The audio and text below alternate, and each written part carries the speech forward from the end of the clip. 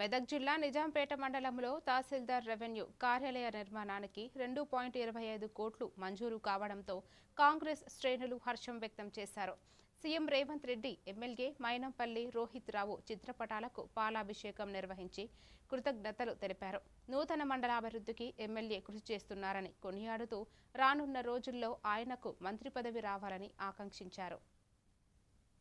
హృదయపూర్వక నమస్సుమాంజలి తెలియజేస్తూ ముఖ్యంగా ఈరోజు మన నిజాంపేట మండలానికి స్థానికంగా అధికారిక నివాసాలకు అధికారిక ఆఫీసులకు భవనాలు లేనందున మన శాసనసభ్యులైనటువంటి రోహిత్ రావు గారి చొరవతో అటు రేవంత్ రెడ్డి గారి చొరవతో ఈరోజు నిజాంపేట మండలానికి 2,25,00,000 రూపాయలతో మన MRO office mandal revenue office మంజూరు చేయడం జరిగింది.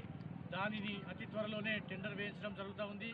ఇదే కాకుండా ఈ ప్రాంతంలో నిజాంపేట ప్రాంతం మెదక్ నియోజకవర్గానికి ఈశాన్యంగా ఉన్నందున ఇక్కడ మొన్ననే 8 గ్రామాలకు 32 లక్షల సీసీ రోడ్డు నిధులు కూడా మంజూరు చేయడం జరిగింది.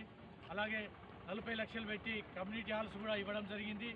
అలాగే గ్రామ పంచాయతీ బిల్డింగ్లు ఈ ప్రాంతాన్ని అభివృద్ధి చేయాలనే లక్ష్యంతో ముందుకెళ్తున్నటువంటి మా యువ నాయకుడైనటువంటి శాసనసభ్యుడు రోహిత్ రావు గారి కృషితో మా నాయకుడైనటువంటి మైనంపల్లి హనుమంతరావు గారి అండదండలతో ఈ ప్రాంతాన్ని అభివృద్ధి చేసుకోవాలనే లక్ష్యంతో ముందుకు తీసుకెళ్తున్నందున వారికి నిజాంపేట మండలం తరఫున కృతజ్ఞతలు తెలుపుతూ ముఖ్యంగా రాబోయే కాలంలో కూడా MEO office, MPDO office, police station వాటి భవనాలు కూడా మంజూరు చేస్తామని చెప్పి హామీ ఇవ్వడం కూడా జరిగింది.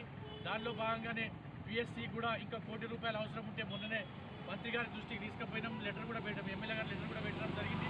అది కూడా అతి త్వరలోనే వస్తుంది. దానికి కూడా ఎటువంటి ఇబ్బందులు లేవు.